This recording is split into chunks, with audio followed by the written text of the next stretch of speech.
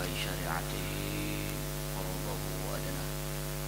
أشهد أن لا إله إلا الله وحده لا شريك له، أشهد أن سيدنا ونبينا محمدا عبده ورسوله، بلغ الرسالة وأدى الأمانة ونصر الأمة وجاهد في سبيل حق جهاده.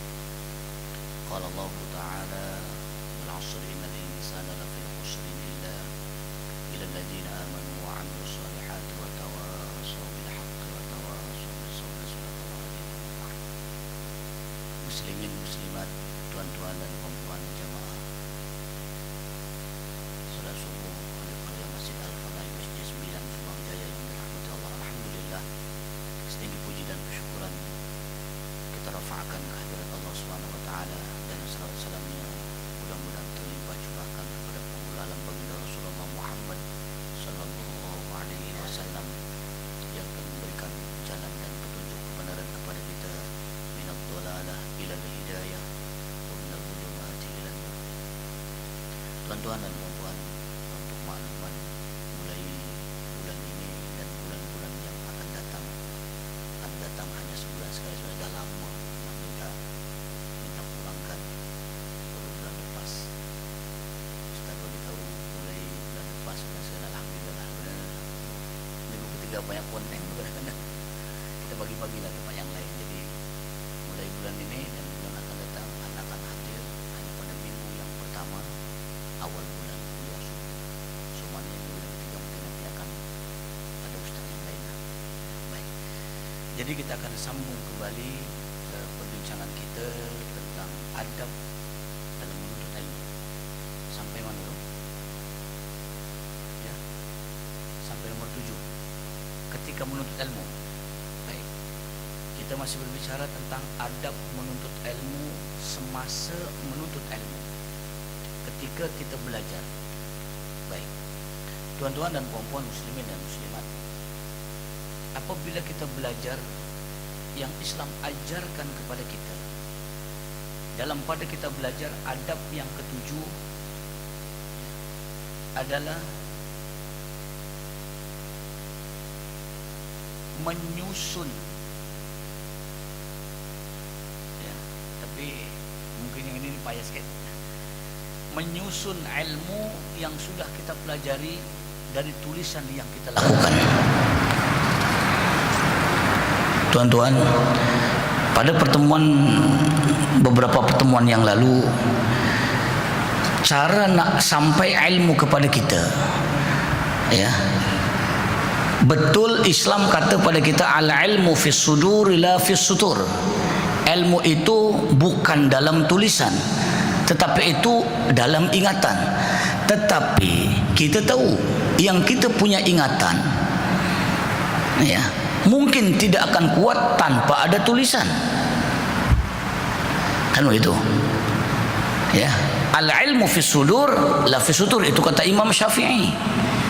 Imam Syafi'i kata ilmu itu ada dalam ingatan, bukan dalam tulisan. Tetapi Nabi bagi tahu dengan kita, al-ilmu sayyidun wal kitabatu qayyiduhu, sayyid quyudaka bil kitabah. Ilmu itu adalah ibarat binatang buruan.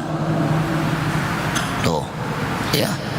Wal kitabatu qayyiduhu, tulisan ilmu itu adalah ikatannya, agar binatang buruan tidak terlepas dari apa yang sudah kamu tangkap dalam majelis ilmu yang kamu raikan, dalam majelis ilmu yang kamu duduk. Maka ikatlah binatang buruan tadi, ikatlah ilmu tadi dengan tulisan yang cantik. Pasal sebut yang ini mungkin payah, pasal nampak gayanya lah tu. Aduh, tapi tak apalah, tak apa. Cuma resikonya jika lupa itu kena tanggung. Kenapa? Tuh, boleh kata 90 lebih peratus nampak gaya ni. Tapi tak apa. Yang penting jangan cabut lari sudahlah. Tuh, gambarannya macam tu. Ibu-ibu boleh tahan kira juga tu ibu-ibu tu. Tuh, ya, ada di sini. Ya. Sebab dalam kita belajar, adab dalam belajar adalah menyusun buku, kalau boleh bahkan kalau tuan-tuan betul-betul nak belajar. Okey tuan-tuan, dalam kelas bulan ni tuan-tuan follow berapa ustaz? Contohnya lah kan.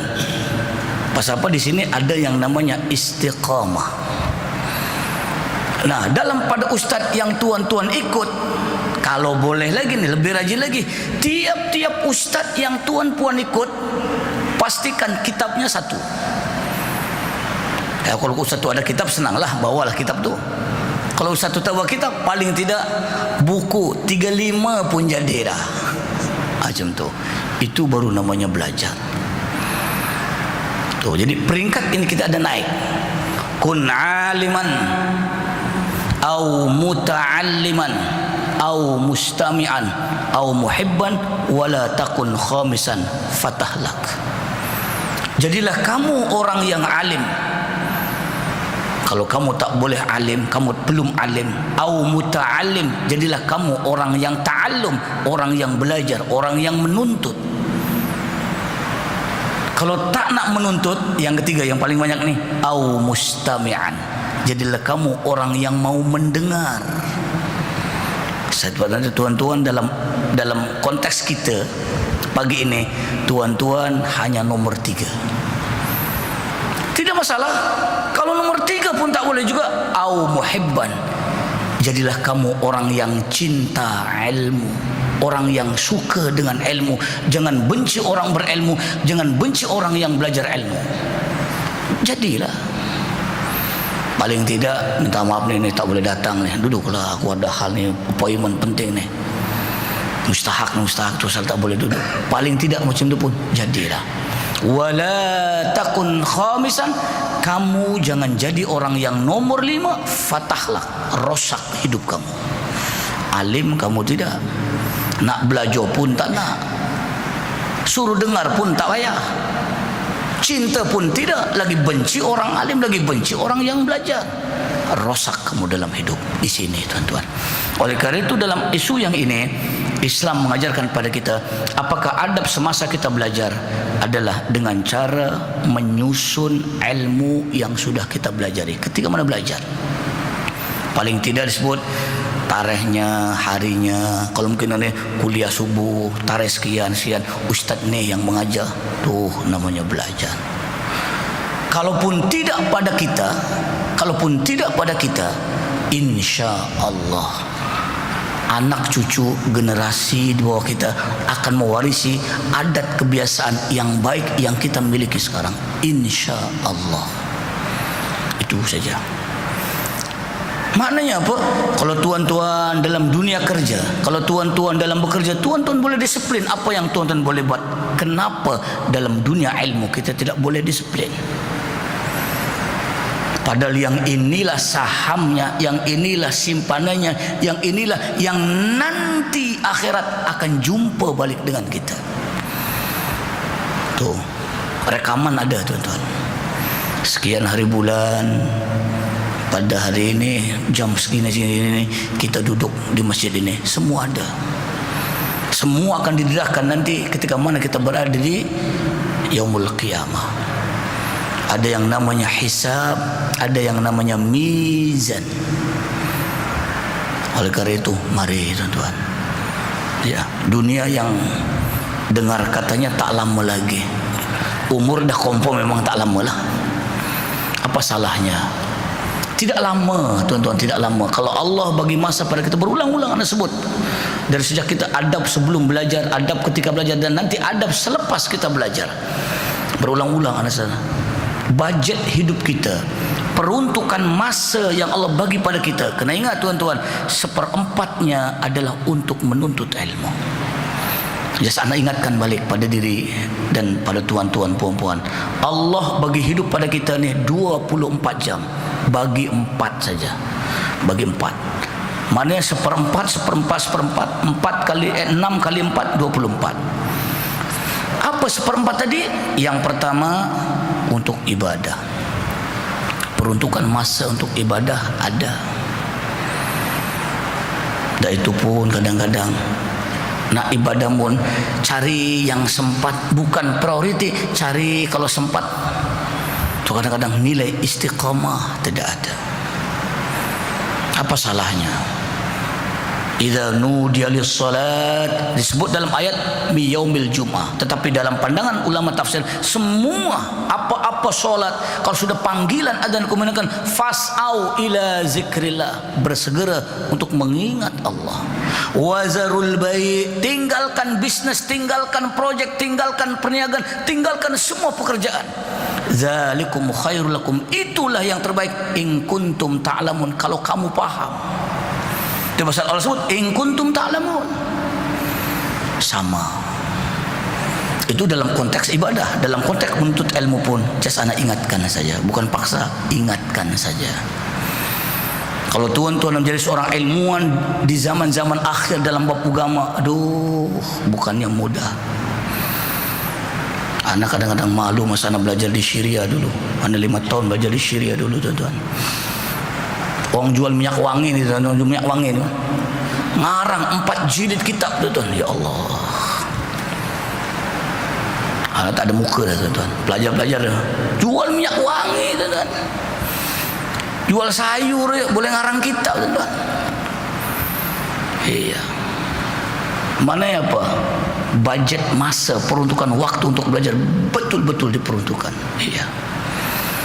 Dan banyak ayat-ayat dalam Quran. Dan tuan-tuan kena ingat, 2/3 isinya Al-Quran. 2/3 isi kandungan Al-Quran adalah ilmu. Pasal berulang sebut Al-Quran bukan untuk akhirat. Al-Quran adalah untuk dunia yang boleh menghantarkan manusia selamat sampai akhirat. Itu persepsinya. Quran bukan untuk akhirat, tapi Quran untuk dunia yang boleh membawa manusia, yang boleh menghantarkan manusia selamat sampai akhirat. Mana buktinya? Ayat-ayat tentang akhirat sikit berbanding ayat untuk dunia, tuan-tuan. Di situ kita sudah faham. Tapi ialah, satu bukan bahasa kita, yang kedua nak mempelajarinya tak ada masa. Di sini artinya nilai keilmuan tu jadi anda.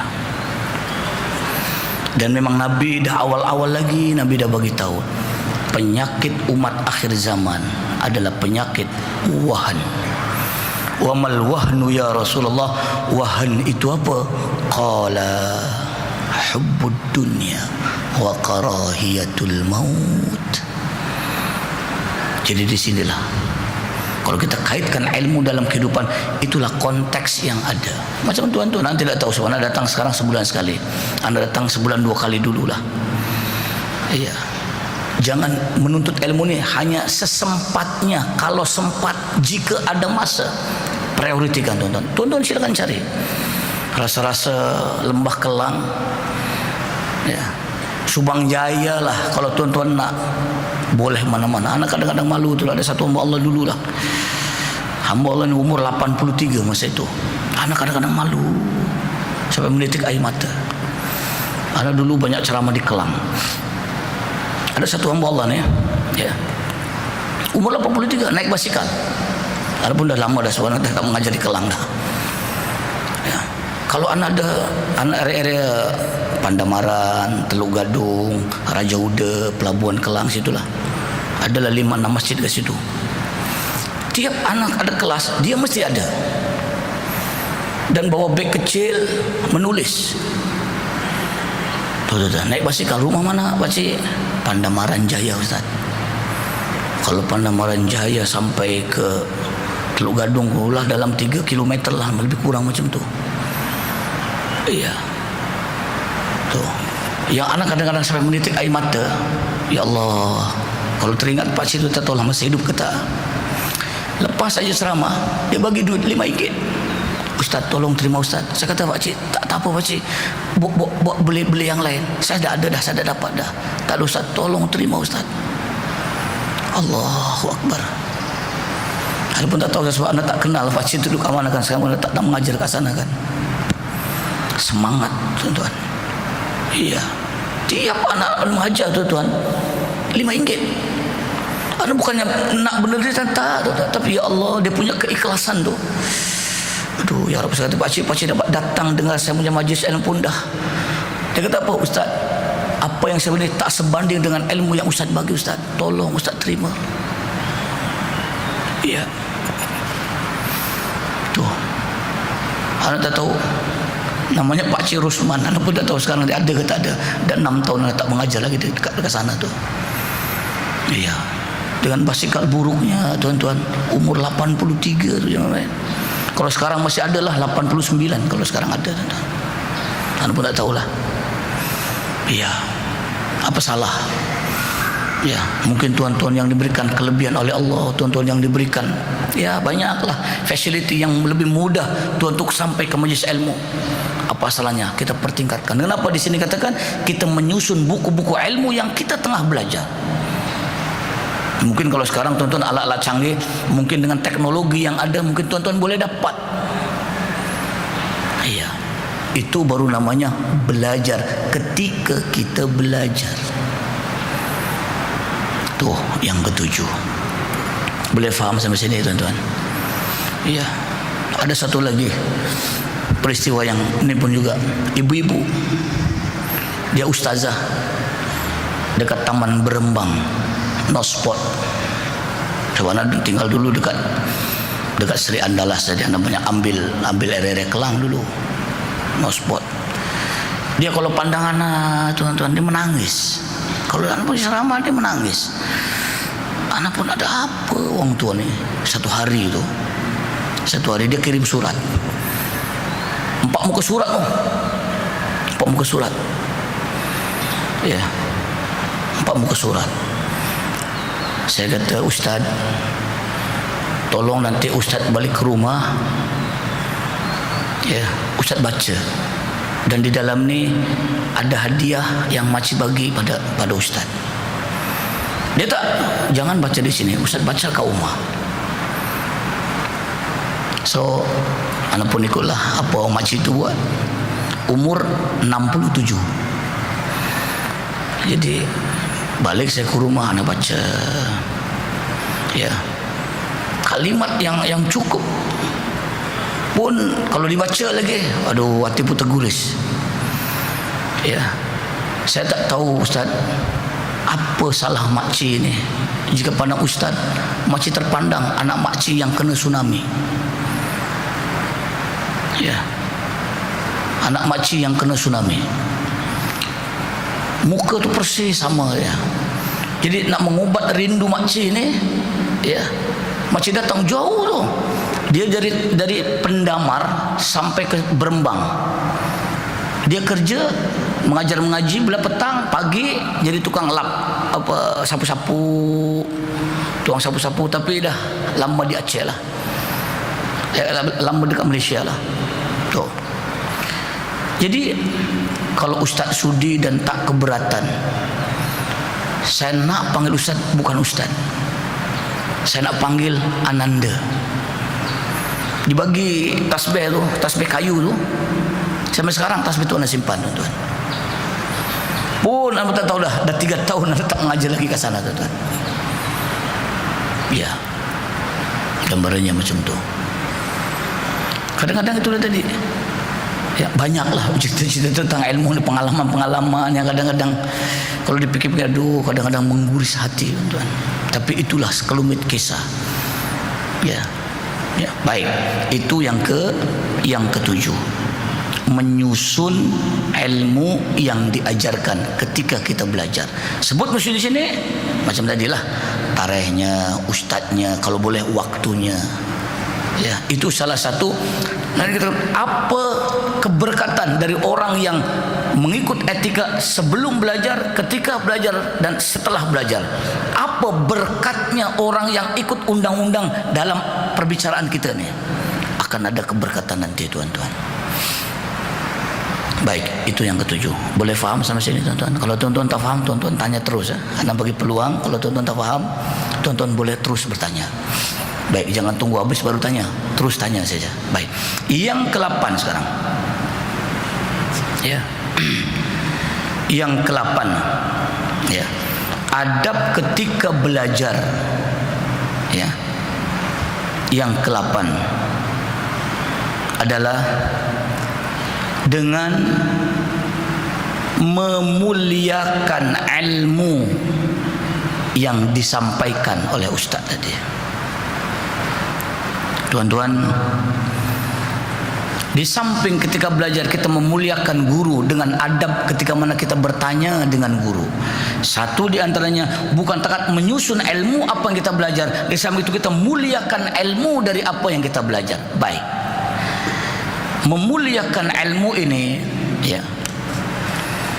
Kalau boleh lagi di sini katakan dengan cara menyimpan buku-buku yang sudah kita belajar tadi. Lepas kita belajar, simpanlah buku tadi di tempat yang aman, yang sekiranya mungkin untuk tatapan masa depan ketika mana kita nak memerlukan ilmu tadi, kita senang. Kalau boleh, tuh, coba saat tuan-tuan, maaf, anda pun sebut contoh sendiri saja. Buku-buku yang sekolah menengah tingkatan 1 sampai anak habis belajar, sampai sekarang buku tu ada lagi kau mak, anak jilid sejak tulisan cakar ayam itu ada lagi sampai hari ini. Masa anak belajar kat pondok dulu, anak susun buku ini cantik-cantik. Ya walaupun mungkin tak ada apa, mungkin ya paling tidak tunjuklah pada anak cucu, aneh dulu ni abah belajar macam ni lah, dulu abah belajar. Sampai hari ini tuan-tuan ada lagi buku tu, anak simpan lagi. Harap tak dimakan aneh-aneh je lah. Ada ke kampung tuan-tuan.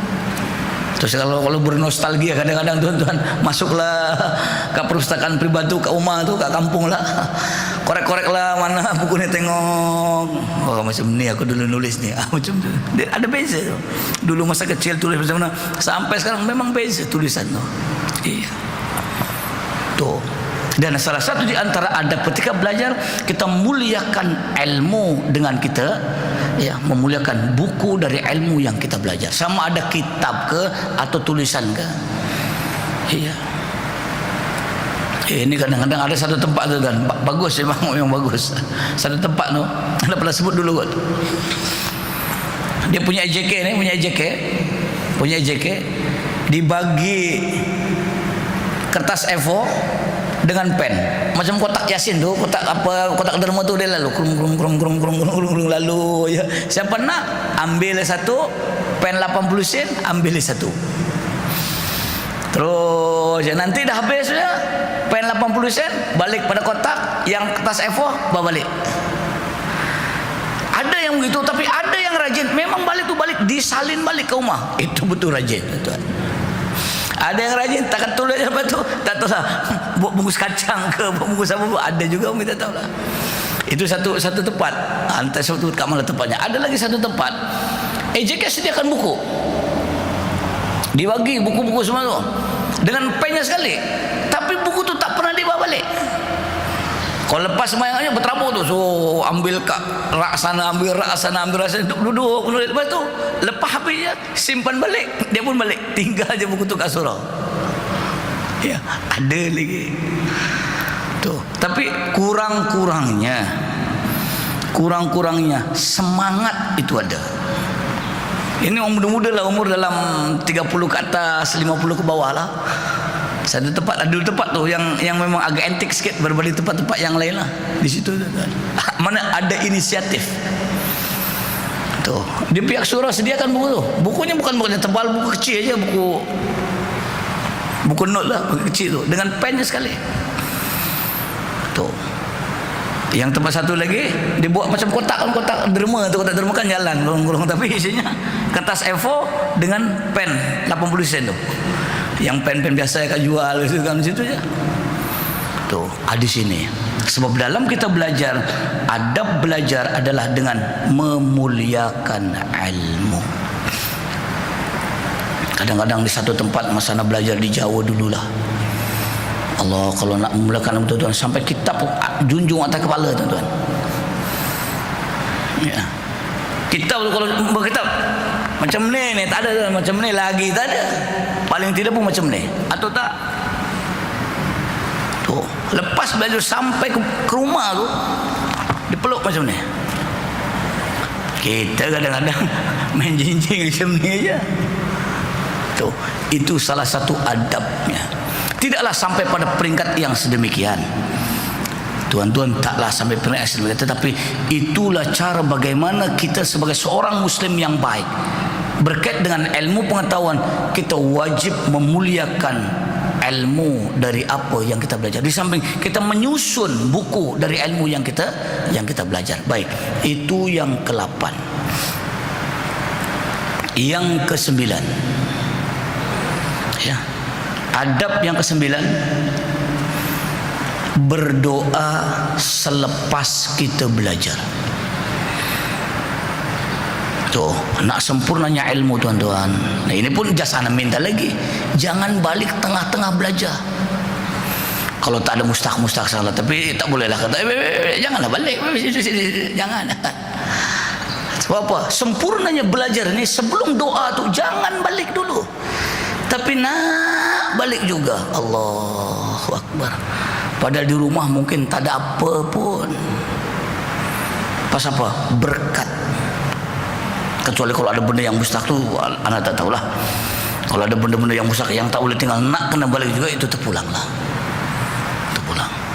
Cuma sempurnanya kita belajar adalah berdoa selepas kita belajar.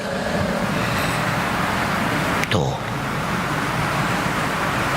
Doa lah, apa-apalah doa. Kalau anak doa itu mungkin tidak, ustaz lepas belajar mungkin doanya lain-lain, tak apa.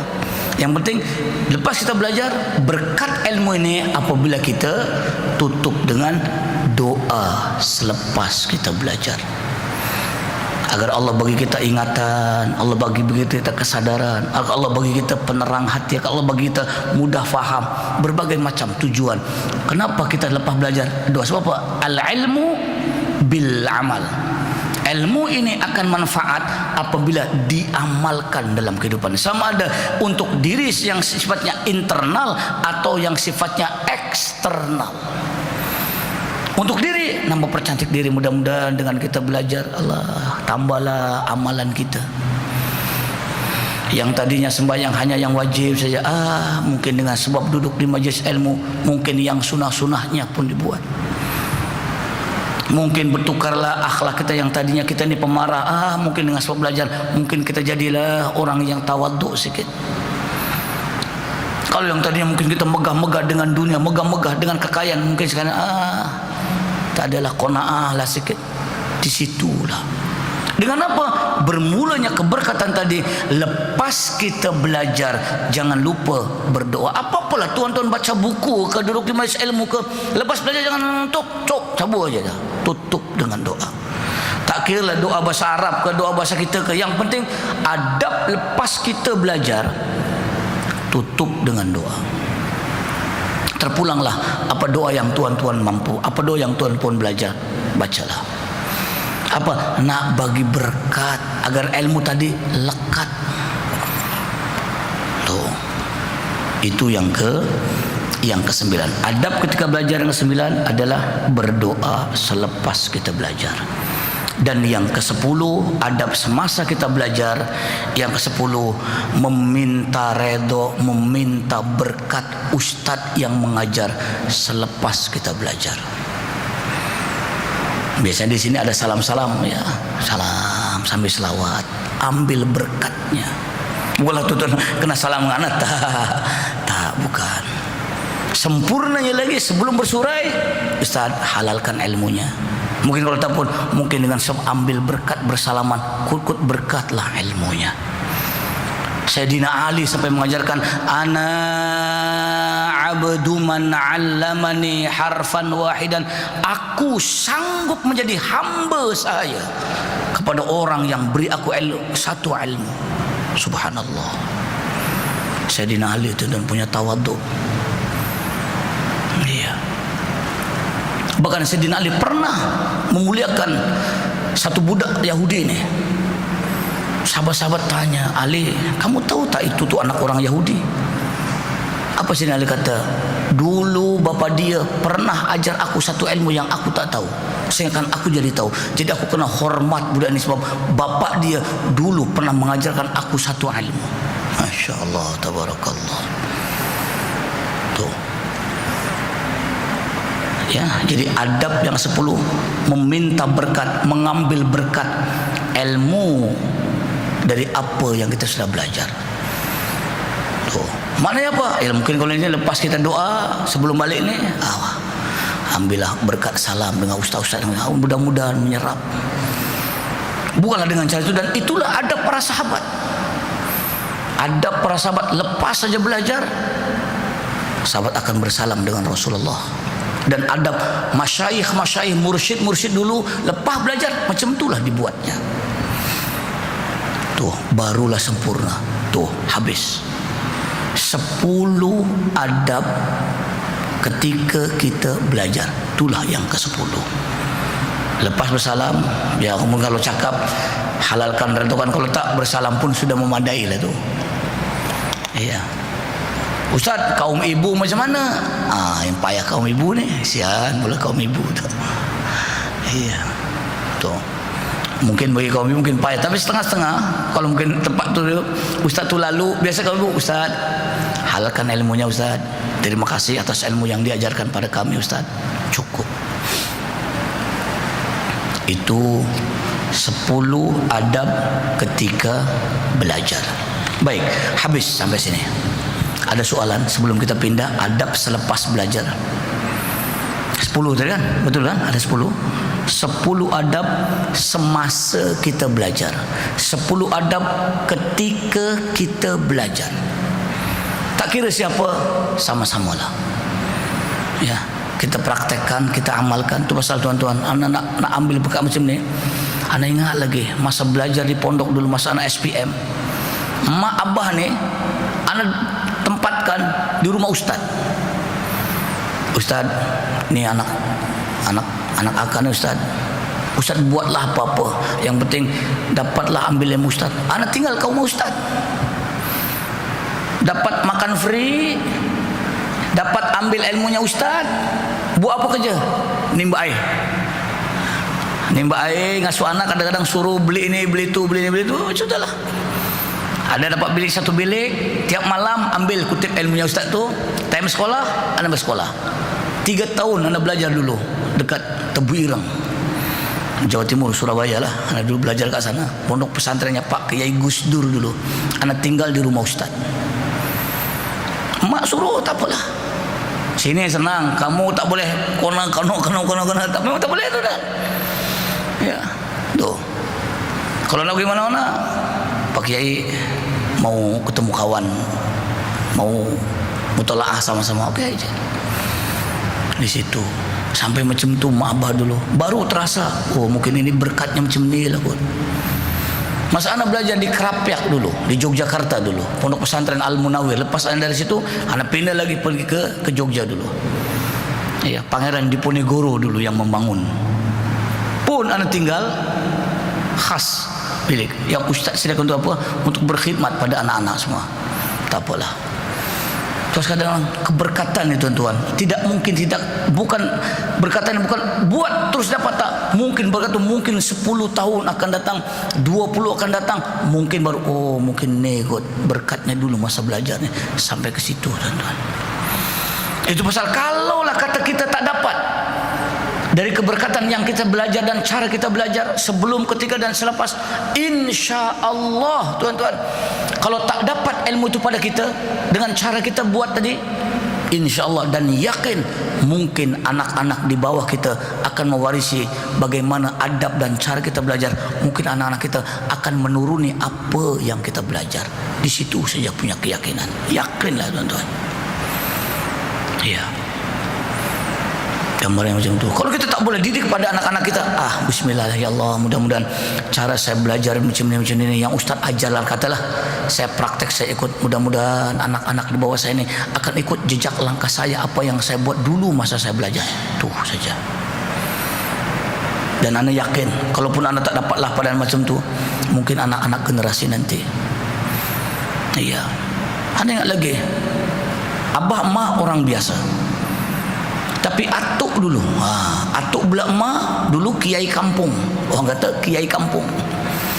Memang kiai kampung betul. Kalau sebut siapa ni, ini cucunya kiai ni, oh dia tahu. Iya. Mana apa? Mungkin emak bukan cuma anak kiai aja lah, tapi emak dapat suami abah ni orang biasa. Rupa-rupanya mungkin mewaris pada cucunya. Cucu yang dapat tu tuan-tuan. Kan pepatah Melayu kata, tak akan kemana tumpahnya kuah kalau tak ke bawah lah, macam tu kan. Kuah kalau tumpah ke atas pula masih tumpah ke bawah. Begitulah pepatah Melayu kata. Mari tuan-tuan, just anda nasihat diri sendiri, tuan-tuan, puan-puan, di sela-sela masa hidup kita, pergunakan sedikit masa yang ada ni untuk ta'allumul ilm, untuk menuntut ilmu. Dan itu tadi adab ketika belajar. Baik, boleh faham sampai sini tuan-tuan? Ada soalan? Tak ada. Baik, sekarang kita sambung adab selepas belajar. Baik, apabila kita belajar, ya, apakah adab selepas kita belajar agar ilmu yang kita pelajari betul-betul akan lekat, membawa berkat dan dapat manfaat? Tuh, ya, ilmu ni, ya, dari apa kita belajar? Kalau ilmu tadi betul-betul ilmu yang betul tuan-tuan belajar dan diberi hidayah belajar dalam ilmu yang tuan-puan belajar, maka Allah akan bagi tuan-tuan yang paling nampak 3 perkara. Yang pertama lekat, yang kedua berkat, yang ketiga manfaat. Yang pertama lekat, ingat mananya kan? Kalau Allah bagi may yuridillahu bihi khairan yufaqihu fid din, barang siapa yang diberikan oleh Allah kebaikan pada hambanya, maka Allah akan bagi hamba tersebut akan mudah dan ingat dalam mempelajari agama yang diajarkannya. Nampak? Kalau berkat ilmunya, ya, kalau kebaikan Allah akan bagi dari dunia ilmu tadi, Allah akan bagi pada tuan-tuan perempuan lekat dan ingat ilmu yang sudah kita belajar. Bahasa yang lebih mudah difaham. Kalau kebaikan ilmu Allah akan dapat, Allah bagi pada tuan-tuan, sekali dengar sampai mati tak akan lupa. Tetapi kalau kebaikan belum tuan-tuan dapat, banyak kali dengar terlupa-lupa. Yang mana? Sekali dengar tak lupa-lupa ke banyak kali dengar terlupa-lupa? Mana satu? Tak lupa-lupa ke terlupa-lupa? Lebih kurang itu. Dia punya bahasa ni sikit aja punya beza tu. Kalau Allah nak bagi kebaikan pada kita dengan ilmu yang tuan-tuan belajar dalam hidup kita, maka kebaikan yang pertama akan kita dapat, sekali dengar tak akan lupa-lupa. Saya ingat Ustaz, 10 tahun yang lalu Ustaz cakap macam ni. Bagus. Tuh, kalau ilmu tu, kebaikan tu akan dapat dari ilmu tuan-tuan, sekali dengar tak lupa-lupa. Tapi kalau belum dapat kebaikan ilmu yang tuan pun belajar, banyak kali dengar terlupa-lupa. Rasa-rasa ada banyak kali dengar tapi lupa lagi Ustaz. Rasa-rasa dah sudah Ustaz tapi tak tahu Ustaz. Aduh, itu pasal tuan-tuan, masya-Allah. Tuan-tuan, kalau tuan-tuan baca tentang sejarah bagaimana berkatnya ilmu orang zaman dulu, ya. Kita belajar sejarah dari segi apa yang kita belajar. Tuan-tuan, Allah turunkan Al-Quran. Allah menurunkan Al-Quran 23 tahun. Kan ingat? 13 tahun di Mekah, 10 tahun di Madinah. Dan tidak semua para sahabat, tak semua para sahabat mereka pandai nulis, mereka pandai baca. Tak semua, termasuk Nabi sendiri, An-Nabiyil Ummi, Nabi yang tak pandai baca, tak pandai nulis. Dan sahabat pun banyak. Tetapi nak menggambarkan kepada kita kebaikan ilmu dari apa yang sahabat belajar dulu. Sekali dengar sampai mati tak lupa-lupa. Masya Allah. Nabi wafat, nak rujuk pun tak ada. pembukuan Al-Quran. Anda katakan tuan-tuan, Al-Quran dibukukan sampai jadi Al-Quran kitab suci itu tambah 22 tahun. Campurlah. 23 diturunkan. Jaga Nabi wafat sampai terbukukan Al-Quran. Rasam Utsmani, Utsman sempurna menulis Al-Quran dan membakar semua kitab suci yang lain, tambah 22 tahun. Maknanya berapa tahun? 45 tahun. Tuan-tuan nak ingat 45 tahun itu tuan-tuan. Jangan main. Jangan 45 tahun, bulan lepas itu tuan. Apa macam tuan? Ilmu yang bulan lalu anak jauh agak-agak. Boleh ingat kata tuan? Tuh, bukti, tanda ilmu ni kalau ada kebaikan dalam hidup sampai mati tak lupa tuan-tuan. Ya mungkin kita tidaklah sampai peringkat yang begitu. Adapun bukan anak membandingkan, tapi itulah gambaran ilmu. Itu pasal tidak heran kalau Imam Asy-Syafi'i hafaz Al-Quran umur 9 tahun. Iya. Imam Syafi'i hafaz Quran 9 tahun. Bahkan ada yang lebih muda lagi daripada itu. Kita 9 tahun baru alif bata, alif batu tuan-tuan. Iya. Tuh, may yuridillahu bi khairan yufaqihu fiddin. Siapa yang akan diberi kebaikan oleh Allah, Allah akan bagi mudah kita dalam memahami agamanya Allah. Itu pasal saya sebut berulang-ulang. Berbicara tentang agama bukan hanya milik orang yang mendalami agama, tetapi berbicara tentang agama milik semua orang Islam yang mengaku ada agama. Silakan. Belajar agama apa? Menyampaikan agama bukan hanya milik orang yang hanya mendalami agama, tetapi menyampaikan agama adalah milik semua orang Islam yang beragama. Tidak salah, silakan. Tapi kalau bukan pakarnya, bukan bidangnya, jangan cakap. Nanti tersilap, tersalah. Aduh, yang jadi masalah kita ni tak bidangnya, bukan kepakarannya, tak ada keahliannya, cakapnya lebih, jadinya sesat dan menyesatkan. Itu yang jadi masalah. Dalam bab dunia mungkin dia pandai, tapi dalam agama ada orang yang pandai. Apa tahu, bagi tahulah orang yang pandai itu. Ini tu, ya Allah ya Rabbi, kenapa lah? Itu pasal kata kalau dia bercakap macam ni, ana yakin sebab dia ni atas jahil. Itu pasal dia cakap begitu. Sebab dia ada ilmu, dia takkan cakap begitu, tuan-tuan. Kan begitu jawabannya. Yang masalahnya sekarang di sinilah dilemanya agama dan ilmu agama apabila bercakap bukan orang yang tidak mendalami agama. Akhirnya apa? Dallun wa adallun, sesat dan menyesatkan. Baik, jadi tuan-tuan dan puan-puan muslimin dan muslimat, jamaah yang dirahmati Allah sekalian.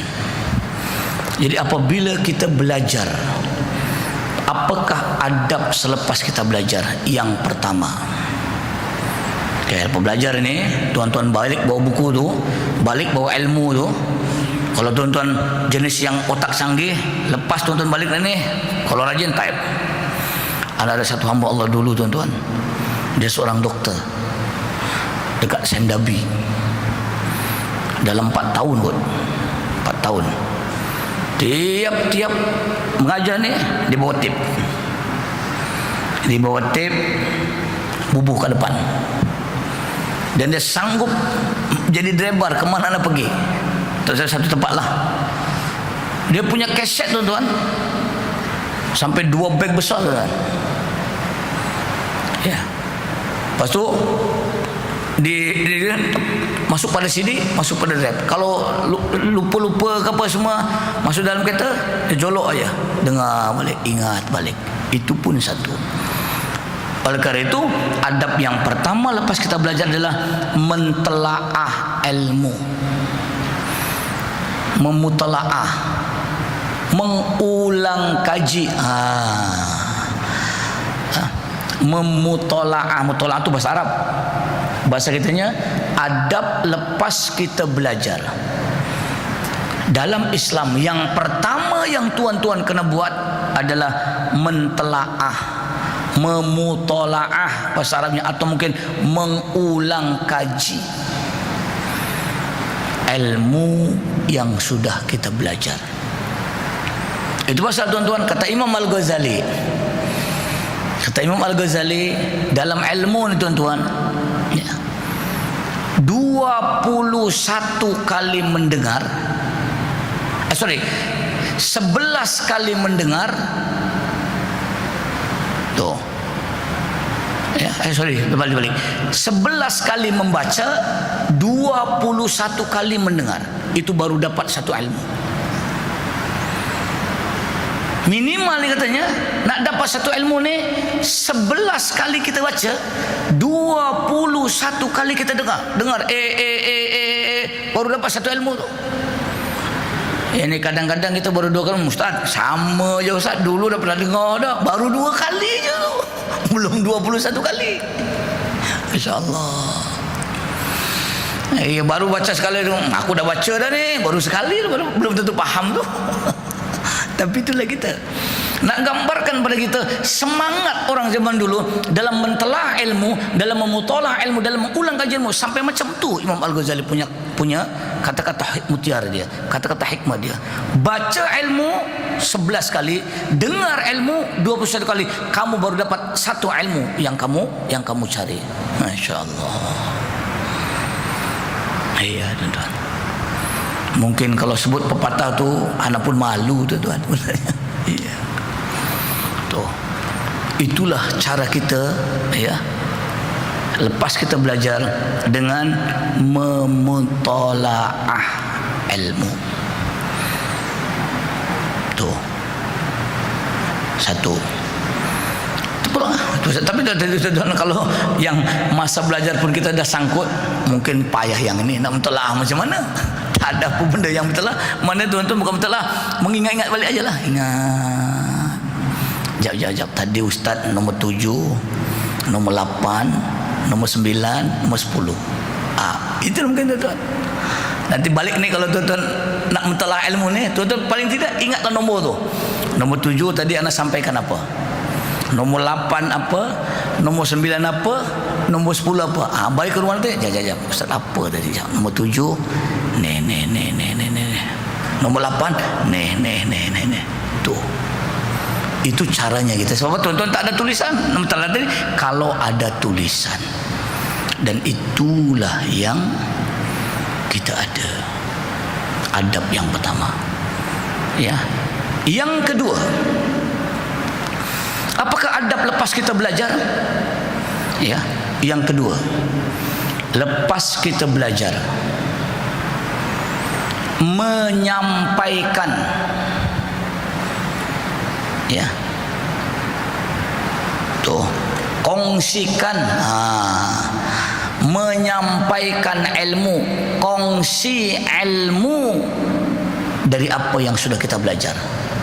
Kalau tuan-tuan pagi ini, istri tuan-tuan, anak tuan-tuan tak ada, ya, Nabi bagi tahu, sampaikan orang yang hadir kepada orang yang tidak hadir. So maknanya kewajiban tuan-tuan, di samping tuan-tuan telah balik, tuan-tuan faham, panggil istri, panggil anak-anak, nih, tadi abang ngaji dengan Ustaz, ilmu yang abang dapat nih, tuh. Ibu-ibu, kalau ibu-ibu datang, suami tak datang, panggil suami, time sarapan pagi, bang, tadi ayah mengaji bang, qala Rasulullah sallallahu alaihi wasallam. Bagus. Bila pulang kau jadi ustazah ni, belum ustazah, baru ustaz dah katanya. Start dulu dah. Itu jadi ustaz dah. Ya, iya. Macam tu. Kenapa? Dan itu kewajiban kita. Jangan kita menyembunyikan ilmu yang kita belajar, berkongsi ilmu dari apa yang sudah kita belajar. Tuh, yang kedua. Jangan kita menyembunyikan ilmu dan menyampaikan ilmu, berkongsi ilmu. Kongsi dulu ya. Tuh, dan tidak salah. Itu pasal di sinilah perlunya berlanjutan itu pasal. Kalau tuan-tuan dapat dari apa yang tuan-tuan belajar pagi ini, Katalah, minta maaf tuan-tuan, taklah sampai 100% apa yang Ustaz sampaikan tuan-tuan puan-puan boleh faham. Dapat 10% pun kira dah untung lah tu tuan-tuan. Kongsi lagi pada keluarga, katalah keluarga ada 3 orang, tuan-tuan dah dapat 30%. Kalau orang yang disampaikan istri anak-anak tadi sampai balik pada kawan, sampai balik pada orang lain, disitulah MLM. Bukan takat bisnes niaga saja. Ilmu pun ada MLM juga. Iya. Selagi ilmu tadi orang manfaatkan, ya, maknanya tuan-tuan dapat saham. Ya, dan itulah tujuan kita belajar, agar ia berpanjangan. Al-ilmu yuntafa'u bih, ilmu yang dapat diambil manfaatnya. Itu yang kedua. Ya, jangan menyembunyikan ilmu, berkongsi ilmu dengan orang lain dari apa yang sudah tuan-puan belajar. Tapi kalau istri dah sampai semua, anak-anak aja dah. Tuh, disitulah seriusnya kita dalam belajar yang Islam ajar kepada kita. Baik, itu yang kedua. Yang ketiga, adab dalam belajar. Adab selepas belajar. Ya. Ya, adab lepas belajar. Yang ketiga, kalau boleh nih, mengamalkan. Tadi just berkongsi saja. Yang ini mengamalkan ilmu dalam kehidupan kita, ya. Mengamalkan ilmu yang sudah kita pelajari di dalam kehidupan kita. Oke, yang tadi just kongsi saja, kongsi. Lebih baik lagi ilmu yang Allah dah bagi pada tuan-tuan, dengan sebab tuan-tuan diberi ingatan oleh Allah dengan ilmu yang tuan-puan belajar, apatah salahnya? Dan tidak ada salahnya ilmu yang sudah kita belajar kita amalkan dalam kehidupan kita. Terpulanglah, moga yang ini berat Ustaz, belum, yang ini dulu, yang mudah-mudah. Apa-apalah ilmu yang tuan-puan belajar, apa-apalah ilmu yang tuan-tuan mengaji dulu, kalau boleh yang ketiga, mengamalkan ilmu dari apa yang kita pelajari. Tuh, Ustaz kata puasa Isnin Khamis, belajarlah. Ustaz ajar ilmu Isnin Khamis, Nabi ajar pada kita, kita amalkanlah ilmu Isnin Khamis. Apa-apalah, terlalu banyak nak sampaikan apa yang kita dah belajar untuk diamalkan. Baik. Nah, itu yang berkait dengan ilmu lepas kita belajar. Nah, lepas kita belajar, berkait dengan ustaznya sekarang. Ya. Sentiasa mendoakan para guru yang sudah memberikan, yang sudah mengajar kita. Ketika mata tuan-tuan baca buku, contohnya lah, ya, paling tidak kalau tuan-tuan baca buku yang tak belajar, baca buku, hadiahkanlah si pengarang kitab tadi. Mudah-mudahan saya baca buku, saya dapat buku ini ilmu dari orang yang mengarang kitab tadi. Kalau tuan-tuan belajar tadi dengan ustaz yang mengajar, sebelum dulu hadiahkan, saya ilmu ini dari ustaz ini, Al-Fatihah. Tuh adabnya. Ya. Adab ketika belajar adalah mendoakan guru yang sudah mengajar pada kita ketika mana kita lepas belajar. Tuh, doakan guru. Guru-guru yang dicintainya, guru-guru yang dikasihinya, kita hadiahkan Fatihahnya. Tuh. Pasal sebut wali asatidina wa muallimina wali jami'il muslimina wal muslimat wal mu'minina wal mu'minas syai'ul lillahi lahumul Fatihah. Contoh, mungkin nak sebut satu-satu payah. Jamakkan sajalah. Tapi kalau ada yang khusus yang tuan-tuan rasa suka dengan ustaz ni, rasa sayang ustaz ni, wa khususon ustaz siapa sebut contohnya. Mana apa? Spesial di mata tuan-tuan ustaz tadi. Yang jelas lepas belajar, agar ilmu yang kita belajar tadi kita amalkan, jangan lupa adab yang keempat, mendoakan guru-guru yang sudah mengajar ilmunya kepada kita. Tuh nanti channel tuh nyambung, tuan-tuan. Iya. Itu yang keempat. Ya. Tuh. Kemudian yang kelima, apakah adab lepas kita belajar dalam ilmu yang kita belajar tadi? Adab yang kelima berarti berkait dengan gurunya, ya, berkait dengan gurunya. Dua nih, menziarahi guru yang sudah mengajar pada kita. Tuan-tuan, satu di antara amalan kalau anda balik kampung, ya, kalau anda balik kampung, satu di antara amalannya anda akan jumpa guru-guru yang dulu anda mengajar, tuan-tuan. Satu di antaranya sekolah rendah sekali. Datang ziarahlah, bawalah oleh-oleh sikit. Balik kampung ni kan. Tuh. Iya. Kalau yang anak suka, anak sayang dah meninggal, anak ziarah makamnya. Tak jadi masalah. Pasal apa? Anak nak berkat. Karena sebab mungkin mereka lah anak jadi seperti apa yang sekarang ini, tuan-tuan. Tak boleh dinafi. Iya. Jadi mari, tuan-tuan, menziarahi guru yang sudah memberi ilmu pada kita. Ya. Dan itu tidak ada putus. Yuhsyarun nas ma'amman ahabba ilaih. Manusia akan dikumpulkan dengan siapa dulu orang-orang yang dicintainya dalam dunia. InsyaAllah, anda sebut berulang-ulang, tuan-tuan, kalau kita cinta dengan orang alim, orang yang berilmu, mudah-mudahan akhir nanti berkumpul bersama-sama dengan mereka. Kenapa? Nabi dah bagi tahu dengan kita. Itu pasal walau apapun perbezaan kita, anda sebut banyak kali dalam ceramah dulu, silakanlah berbeza, tapi tolong hormatlah orang alim. Walau apapun perbezaan platform kita, kepahaman kita, kepartian kita, silakan berbezalah. Tapi orang alim tolong hormati. Jangan hanya karena faktor perbezaan-perbezaan yang, maaf katalah, yang remeh-temeh, sampai hilang rasa hormat orang alim. Langsung tak ada hormat orang alim. Siapa kita nak hormat, tuan-tuan? Bukanlah orang alim yang nak dihormati kita, tapi kitalah sepatutnya yang menghormati mereka. Kenapa? Karena salah satu di antara syafaat yang Allah bagi kepada umatnya, satu adalah syafaat orang alim kepada anak muridnya, tuan-tuan. Kena ingat. Ya. Syafaat para nabi kepada umatnya, syafaat orang alim kepada anak muridnya, syafaat anak kepada kedua orang tuanya, itu syafaat kecil, tuan-tuan.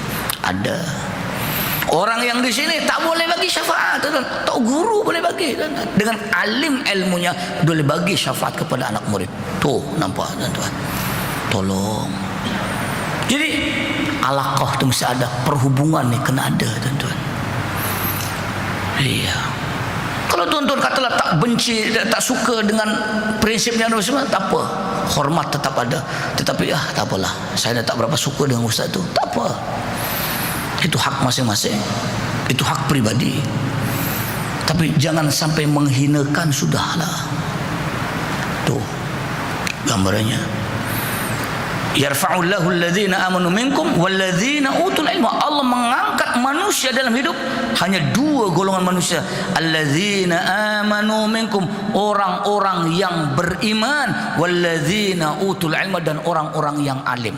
Nampak? Quran ada. Mari, ini adab lepas kita belajar, menziarahi guru. Ya, jadikan amalan siapa-siapa lah. Kalau urusan tuan-tuan free, datanglah ambil berkat aja. Datang saja. Kalau ada semua, ustaz saya nak datang ziarah rumah ustaz lah. Ya. Anda kalau sempat sini kadang-kadang datanglah. Yang rasa anda boleh datang, anda pun sama, tuan-tuan. Ya, kalau jumpa dalam majlisnya, ambil berkatlah. Ketika ada majlis, ambil berkat. Salamlah paling tidak. Itu cara kita nak menghormat. Kenapa? Keberkatan ilmu. Namanya berkat ni bukan akliyah, tuan-tuan. Namanya berkat ni bukan pada otak, tuan-tuan. Iya. Berkat ni bukan berkat. Al barakah ziyadatul khair.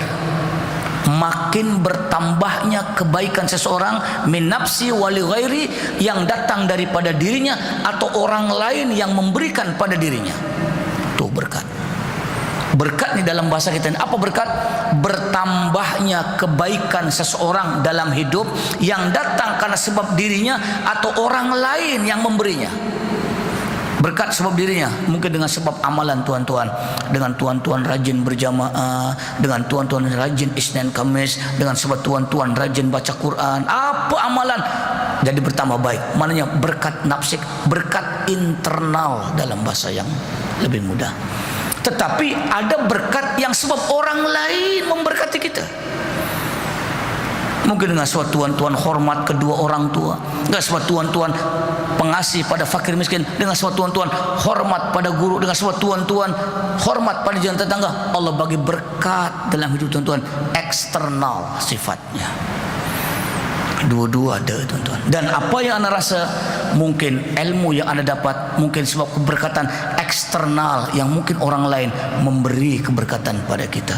Allah yang memberi, perantaranya manusia di sekeliling kita yang memberikan keberkatan pada kita. Tuh jawabannya. Kena ingat, berkat ni bukan rasional, bukan akal. Kalau akalnya apa kena mana, sudah-sudahlah. Sayyidina Ali tuan-tuan, nak dapat berkat ilmu, dia sanggup muliakan anak walaupun anak tadi anak orang Yahudi tuan-tuan. Insya-Allah. Sampai macam tu. Aku hormat dia sebab bapak dia dulu pernah bagi ilmu aku, satu ilmu yang aku belum tahu sehingga kan aku jadi tahu. Sampai macam tu tuan-tuan. Apa salahnya kita pun kalau taklah seperti Sayyidina Ali, apa salahnya? Mungkin boleh buat. Di sinilah Islam ajarkan pada kita. Tuan-tuan, kalau anda baca macam itu, ya Allah, indahnya Islam, hebatnya Islam, sampai benda-benda macam ni dibincang tuan-tuan. Orang lain dah dapat, udahlah, apa kena kisah, biar je lah. Kadang-kadang jumpa guru pun buat buat Islam berok aja, buat dono aja. Jangan. Dan yang terakhir, yang ketujuh, adab selepas kita, ya, adab selepas kita menuntut ilmu. Yang ketujuh, menjaga amalan ibadah, menjaga akhlak selepas kita belajar. Kena ingat tuan-tuan, berkatnya ilmu ini bukan pada pandainya kita memahami ilmu yang kita belajar, tapi berkatnya ilmu ini adalah dari amalan dan perubahan sikap selepas kita belajar. Kena ingat, berkatnya ilmu bukan Allah bagi kepandaian pada kita dari ilmu yang kita belajar, bukan. Tapi berkatnya ilmu ini dari segi amalan dan akhlak kita selepas kita belajar. Itulah berkat. Lepas kita belajar jadi begini, betul. Lepas kita belajar jadi begini, betul. Disitulah tuan-tuan, itu pasal ilmu kita belajar bukan nak cari pandai. Jangan tuan-tuan belajar apa ilmu yang tuan belajar nak jadi orang pandai. Tak, pandai bukan target, bukan nawaitu orang belajar. Tetapi orang belajar targetnya adalah nak bagi kita faham, nak kita dapat mengamalkan untuk melakukan satu perubahan di dalam kehidupan. Itu matlamat. Tuh, al-ilmu bil amal. Ilmu itu baik, ilmu itu betul kalau ada perubahan amalan dalam hidup. Betul tu namanya ilmu tuan-tuan. Mengaji bukan banyaknya ilmu yang tuan pun mengaji, tetapi mengaji dengan praktikal ilmu yang tuan puan mengaji. Tuh pun sama lebih kurang. Jadi di sinilah tuan-tuan dan puan-puan, habis.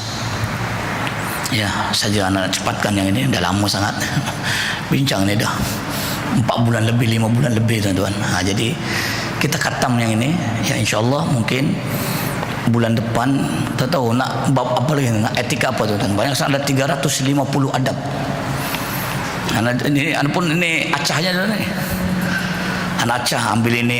Anda tak ikut pada kitab ni, tapi anda pandu pada kita tapi tak ikut urutan ni. Mana yang rasa penting sajalah. Tuh, adab berdoa kita sudah, adab makan minum kita sudah, adab belajar sudah. Dan banyak lagi, kita tahu apa lagi. Nah, banyak sangat tuan. Tuh, adab kenduri ada, adab nasihati orang ada, adab ditimpa musibah ada, adab bergurau ada, adab bertemu dengan sesama manusia ada, adab berhutang ada. Tuh, semua ada, tuan-tuan. 350 banyak, tuan-tuan. Dan ini Islam aja, ini Islam aja, bukan anak aja, anaknya menyampaikan saja. Terus kalau tuan-tuan beradab dengan adab Islam, insya Allah cantik hidup kita nih, tuan-tuan. Yang jadi masalah nih, Islam ajarkan adab pada kita, tapi kita tak nak mempraktekkan adab yang Islam ajar pada kita. Itu masalahnya. Sama ada mungkin kita masih jahil dengan ilmu-ilmu yang begini, ya, atau mungkin karena kurangnya pendedahan tentang ilmu-ilmu yang begini. Faktornya banyak. Yang jelas itulah yang kita belajar. 7 tahun Anda mengajar buku ini, tuan-tuan, tak katam-katam, tuan-tuan. Itu pun cuci-cuci sikit. Ya, baik. Jadi insyaallah tolong ingatkan nanti, ya. Banyak sangat atau apa yang agak-agaknya penting ke bab silaturahim ke yang keseharian aja, adab berjiran ke, ya. Insyaallah nanti kita akan bincang pada bulan depan dengan adab yang baru. Ya, apa adabnya nanti kita bincanglah, insyaallah, ya. Baik. Jadi tuan-tuan, mungkin itu saja dululah perkongsian apa yang dapat Anda sampaikan pada pertemuan pagi ini, ya. Mudah-mudahan, ya, dari 3 adab sebelum belajar, ketika belajar, selepas belajar dapat kita fahami, dan mudah-mudahan dapat kita amalkan dan dapat kita praktekkan bagaimana ilmu yang tuan-tuan belajar sampai sempurnanya ilmu tadi dalam kehidupan kita. Bukan banyaknya ilmu, bukan pandainya ilmu, tapi praktikal ilmu. Itu matlamat kita. Baik, ada soalan untuk kali yang terakhir Anda tanya. Ibu-ibu, kalau ada yang tak kira, yang penting ilmu tadi manfaat, bukan ilmu agama saja. Apa-apa ilmu tuan-tuan belajar, ilmu ekonomi ke, ya, yang penting matlamat Islamnya ada, meninggikan kalimat Allah mesti ada, itu saja. Ilmu agama kan tadi sebut, ilmu agama bukan hanya milik orang yang mendalami agama, tetapi menyampaikan agama milik semua orang Islam yang ada agama. Silakan. Dengan ilmu ekonomi yang tuan-tuan belajar, Islam boleh martabat. Dengan ilmu politik yang tuan-tuan belajar, Islam boleh terangkat. Dengan ilmu engineering yang tuan-tuan belajar, Islam boleh hebat. Silakan, tuan-tuan. Kullu ya'malu ala syakilati. Setiap orang ada skill masing-masing. Karena Anda sebut pada pertemuan sebelumnya, siapa seorang yang tak kenal Profesor Muhaya? Yang Anda tahu, mungkin kalau mungkin Anda tak tahu, minta maaf lah. Yang Anda tahu, beliau bukan background agama. Dia hanya seorang pakar dalam bidang mata. Tidak salah beliau menyampaikan agama. Mungkin ilmu agama yang beliau sampaikan lebih hebat daripada orang yang belajar agama. Apa? Silakan. Tidak salah. Terus kata tadi, tuan-tuan belajar agama bukan Allah. Takat dengar-dengar saudara saya mana ada background agama. Tidak. Fadilah Kamsah sama. Profesor Muhaya sama. Ilmu agama milik semua orang Islam yang ada agama, bukan hanya orang yang hanya mendalami agama. Terpulang. Cuma kalau kita tak ada kepakaran, jangan cakap lebih-lebih, nanti telajak-telajak. Bercakap boleh, tapi anak ini tak arif yang ini, saya tak cakap. Minta maaf, yang lebih arif cakap. Itu betul. Tuh gambarannya. Baik, ya. Ibu-ibu, ada ke soalan? Tak ada. Baik, kalau tidak ada itu sajalah, dan mari kita sudahi majlis kita pada pagi ini dengan bacaan doa Al-Fatihah. A'udzubillahi minasyaitonirrajim. Bismillahirrahmanirrahim. Alhamdulillahirabbil alamin. Iyyaka na'budu wa iyyaka nasta'in. Ihdinas siratal mustaqim. A'udzubillahi minasyaitonirrajim. Bismillahirrahmanirrahim. Alhamdulillahirabbil alamin. Wassalatu wassalamu ala asyrafil anbiya'i wal mursalin Sayyidina Maulana Muhammad wa ala alihi wa sahbihi wa sallam. Amin ya rabbal alamin. Allahumma anfa'na bima 'allamtana wa 'allimna ma yanfa'una. Allahumma nawwir qulubana bi nur hidayatik kama nawartal arda min syamsi rabbana 'alaika tawakkalna wa ilaika anabna wa ilaikal masir rabbana atina fid dunya hasanah wa fil akhirati hasanah wa qina adzabannar wa sallallahu ala sayyidina Muhammad walhamdulillahi rabbil alamin taqabbalallahu minna wa minkum. Assalamualaikum